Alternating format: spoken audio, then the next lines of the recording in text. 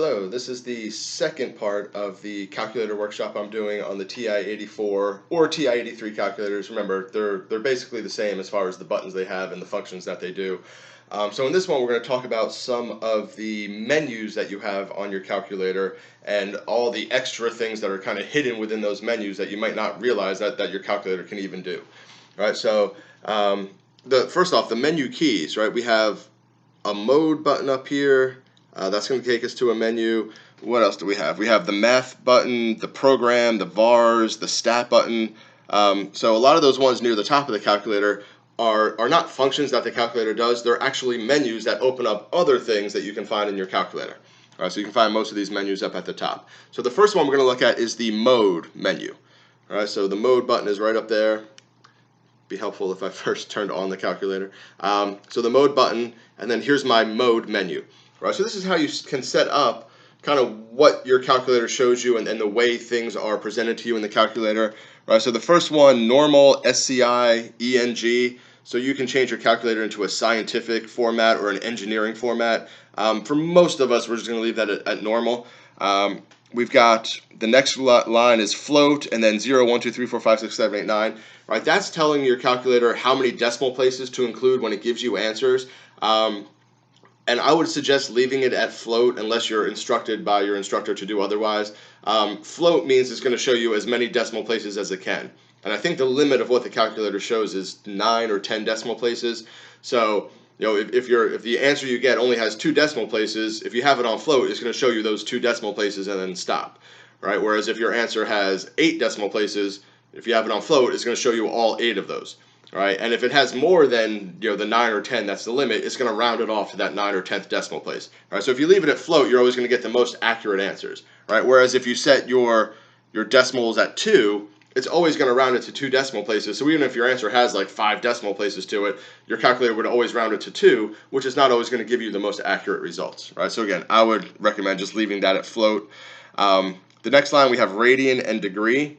Right, that's for measuring angles. So if you're in a pre-calculus or a calculus class, you may need to switch that back and forth sometimes between radians and degrees. So just keep that in mind if you are in one of those classes.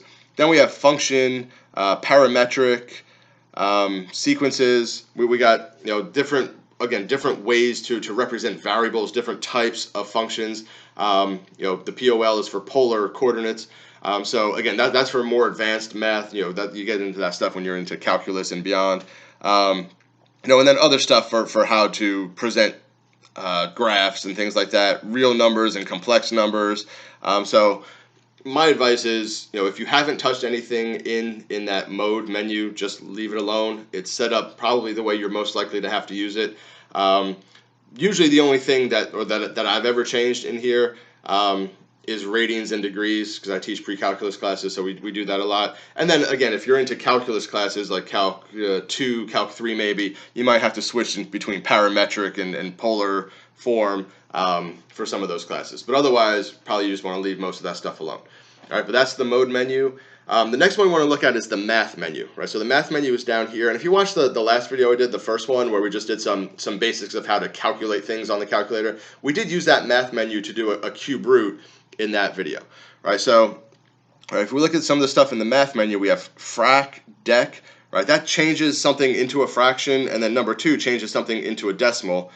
We have a third power, a third root, an x root. Right, so choice number 5 there is the x root. You can use that button or that feature in this menu if you want to take like the 7th root of a number or the 10th root of a number. That's what you would use for that. We have minimum and maximum, and then we've got below that nderiv and fnint. Those are for derivatives and integrals. If you're taking a calculus 1 or a calculus 2 course, your calculator will sometimes, depending on what type of derivative or integral you have, be able to do that stuff for you. The one we're going to use here is the fraction one. So the first example we're going to do here is using this fraction choice out of this math menu. Right? And what we want to do is figure out 168 over 588. What does that simplify to? All right, so let me go back and get back to my main menu, and maybe I should mention how to do that. Right? If I'm inside of a menu and I want to get back to the main screen where I do my calculations, right? Notice on that mode button up there, above that it says quit. So if I do second and then the mode button, that quits out of the menu I'm in and takes me back into the main screen. Right? So that's how we can get out of the menus. All right, so I'm going to type in the 168 divided by 588. All right, so I type that in as a fraction. When I hit enter, it's not going to simplify the fraction for me. It's going to actually divide that and give me the decimal value for it. Right? Your calculator, by default, just when you do calculations, if it comes out to a fraction or a decimal, it always gives you the decimal form. Right? So it's never going to tell you the answer is 1/2. It's always going to say 0.5. Right? In this case, it gives us this crazy decimal that we're looking at here. Now, what if your teacher demands that your answer is a fraction? Well, your calculator can take a decimal and turn it to a fraction, and that's what we saw in that math menu. So if I hit the math button, right, so the math button there, and I get to that math menu, and the very first thing that comes up is that little, that little dark triangle and then fraction. Right, so that's how I can convert something to a fraction. So I just hit enter to choose that thing, and what it says here is it's going to take the answer to the last thing I got and change it into a fraction. And when I hit enter again, I get the fraction 2/7. Right, so that tells me that this original fraction, 168 over 588, if I simplify that fraction, it simplifies to 2/7. Right, so your calculator will simplify fractions for you. You just have to type in your original fraction, hit enter to get the decimal, and then the math menu, basically hit math, enter, enter, and then it simplifies it to a fraction. Right, so, and it will take any other decimal value that you get. If that decimal value can be written as a fraction, your calculator will change it to a fraction. Just remember, though, not every decimal can be changed to a fraction. So sometimes you'll have some answer to a problem that you calculated and it comes out as a decimal. And if you hit that math fraction thing, it's just going to give you the decimal again. That means you have an irrational number that can't be changed into a decimal. All right, so that does happen sometimes. All right, so that's our fraction thing. Some other stuff in the math menu. Notice across the top of the math menu here, we have some other stuff. All right, so if I use the arrows to move over, right, this NUM, I believe, stands for number. We can do the absolute value. We can round a number. We can find a minimum or a maximum of a group of numbers. So there's a bunch of stuff in that menu. The CPX stands for complex numbers. So if you're doing higher level algebra stuff, or again pre-calculus or calculus stuff that involves complex numbers, some of the functions you can use for complex numbers are in this CPX menu inside the math menu. And then the one over here is PRB for probability. Right, so this one, you can generate a random number. The NPR and NCR, that's for permutations and combinations. So if you've ever taken a probability class, you probably know what that is. Right, so the permutations and combinations here. The exclamation point, which stands for the factorial. Right, so the factorial function is in there as well. So again, a lot of stuff inside that math menu, depending on what type of math class you're taking. Like if you're in a probability or statistics class, you're probably going to go to math in that PRB menu for quite a few of the things that you do in that class. All right, so that's the math menu. Next up, the stat menu.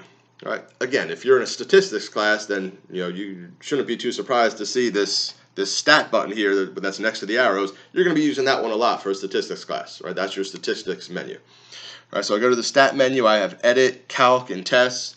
And we're not going to go through all the stuff that's in here because there's a lot of statistical functions that this calculator does. But we are going to do some basic statistical calculations here to kind of close out this video. All right, so the next example we're going to look at is we have a class, and these are 5 test scores from students. Right, so students got 84, 92, 71, 60, and 78 on their test, and we want to calculate the average, the standard deviation, and some other statistics for this data that we have. Right, so in order to enter the data in our calculator, let me go back to the start here. So if I have to enter data to calculate statistics, and this is also used if you're doing like regression analysis or finding regression equations that fit data, you enter the data the same way. Right, so it's the stat menu like I just showed you right next to the arrows there. So stat, and then the first thing that pops up is edit. All right, so I go and hit enter for edit. Right, and notice my calculator already has some stuff in here. I've been doing some statistical work, I guess. I don't know, it's been a while since I did that. I don't remember what this is. But if you have stuff in your list, that these L things, the L1, L2, L3, those are called the lists for your calculator. That's where you can store data.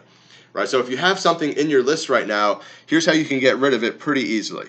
Right, so scroll up to the top of the list. So I'm at the top number, but if I hit the up button again, it takes me up to the actual L2, that heading at the top of the column. Now, don't hit the delete key here. Don't hit delete. All right, what you want to do is hit the clear button, which is right below the arrows. So you hit clear, and then enter, and that clears out that list for you.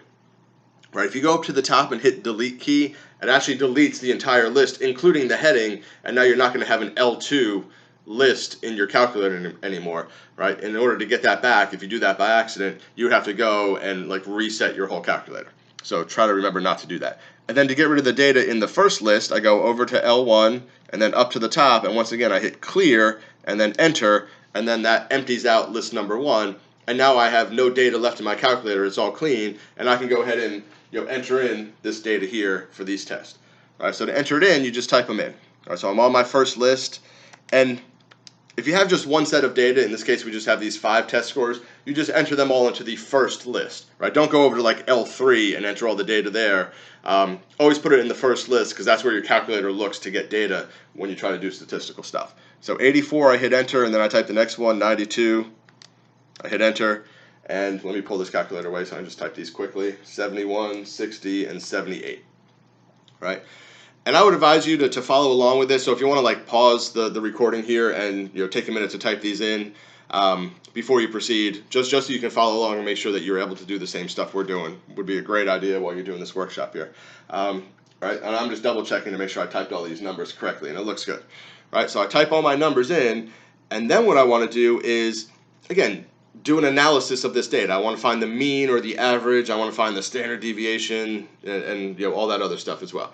So to do that, I go back to the stat menu. Right? I don't have to like exit out of this menu or quit to the main menu. I just hit the stat menu again. Right? So I hit that stat button, and now I go over to the middle, calc. Right? Because I want to do some calculations on the data that I just put in there. So it makes sense to go to that calc menu in the middle. Right? So I go to calc. And then the first one that pops up is one variable stats. Right? Since we only have one list here, one thing going on, just the test scores, I'm going to use that one variable stats. And if you look down on this list, there's 2 variable stats. That's when you have 2 data things that you're comparing. And then below that, it has the regression equation: linear regression, quadratic, cubic, and quartic regression. And if you scroll farther down the list, it has like exponential and logarithmic functions and sine regression functions. So if you're doing regression, again, you do the same thing that we're doing here. You just choose something different from this menu here. All right. But here again, I want to calculate the statistics. So I do calc and then one variable stats. So I just hit enter, and it says one variable stats. I hit enter again, and it gives me the information I need about the data that's in L1. All right. So again, I have to type in the data first, and then do that that stat thing. And then it gives me the data. So the X bar that you see at the top there, that's my mean or my average, right? So the average of these 5 test scores, my calculator is telling me is 77. Right? The next one is the sum of all the scores is 385. So if I add all these 5 together, it's going to add up to 385. The sum of the X squared is 30,245. And when you're doing, if you're in a stat class, like you would know, or hopefully you would know, what that stuff is used for. That stuff is used for some of the formulas for like calculating variance and standard deviation. So if you have to like show your work for doing the problem, your calculator is giving you like some of those intermediate steps of how to calculate the sum of X squared. So you can still use the calculator and do it, and still show some intermediate steps of doing the problem. Right, and then the SX and the sigma X down below, those are the standard deviations. The S is if you're dealing with a sample, and the sigma is if you're dealing with a population. Right, N equals 5, that means we typed in 5 numbers into our list. That's how many tests we have. And if I keep scrolling down, it gives me the minimum value, which was 60. It gives me the first and third quartiles, which again, I'm not going to explain what all that stuff means, but if you're in a stat class, if you don't know yet, you'll find out, right? The first quartile and the third quartile, the median, which is the number that's right in the middle, and then the maximum value, right? So that one variable stats thing gives you a whole bunch of information about the data that you put in there. So it's a very powerful tool. And like I said, if you're taking a stats class or a class that involves statistics in some way, you'll probably be using that stat menu and that stat calc thing quite a bit. Right? So it's something that you get used to. So like I said, if you didn't do all that while I was talking about it, you might want to just go back and watch this again and actually type all the numbers in while I was doing it if you're in that type of class, just to practice it one time. All right, and that's the end of this video here. In the next one, the third one, we're going to actually talk about graphing with the graphing calculators, and some of the stuff we can do with the graphs. So you might want to check that one out as well.